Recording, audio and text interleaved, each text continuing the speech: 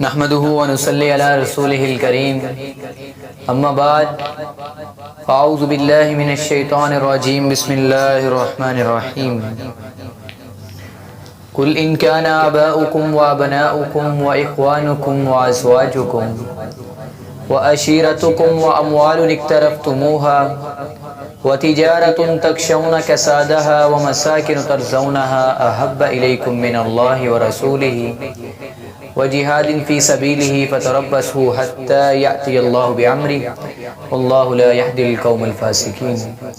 وقال النبي صلى الله عليه وسلم والذي نفسي بيده لا يؤمن أحدكم حتى أكون أحب إليه من والده وولده.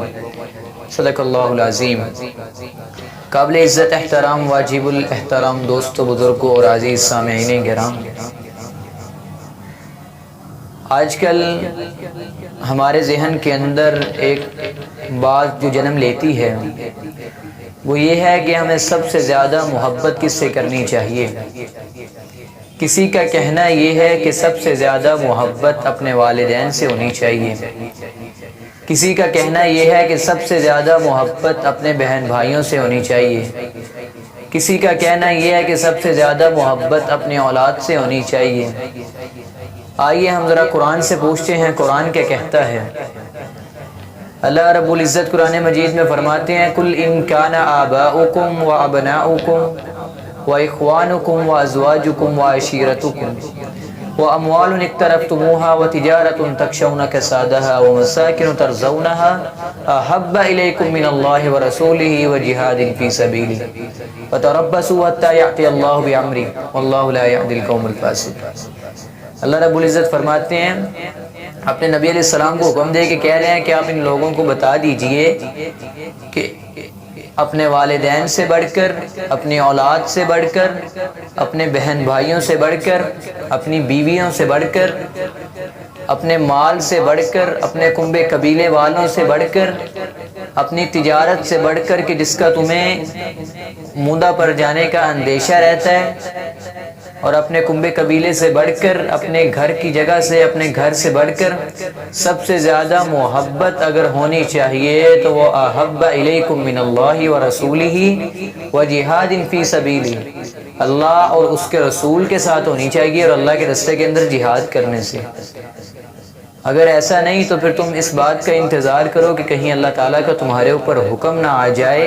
اور حافظ ابن کثیر رحمۃ اللہ علیہ اس آیت کی تفسیر کے اندر لکھتے ہیں کہ اگر اس طرح نہیں تو پھر تم اس بات کا انتظار کرو کہ ان سب چیزوں سے اگر تمہیں محبت ہے اللہ اور اس کے رسول سے بڑھ کر تو پھر اس چیز کا تمہیں انتظار کرو کہ کہیں ان قریب تمہارے اوپر اللہ کا عذاب نازل نہ ہو جائے.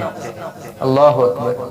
یہاں سے ہمیں کیا پتہ چلا کہ ہمیں سب سے زیادہ محبت کرنی چاہیے اللہ اور اس کے رسول سے. اور اسی متعلق اللہ کے رسول صلی اللہ علیہ وسلم کے ایک حدیث مبارکہ نبی علیہ السلام فرماتے ہیں هو الذی نفسی بیدہ لا یؤمن احدکم حتی اکون احب الیہ من والدہ وولدہ.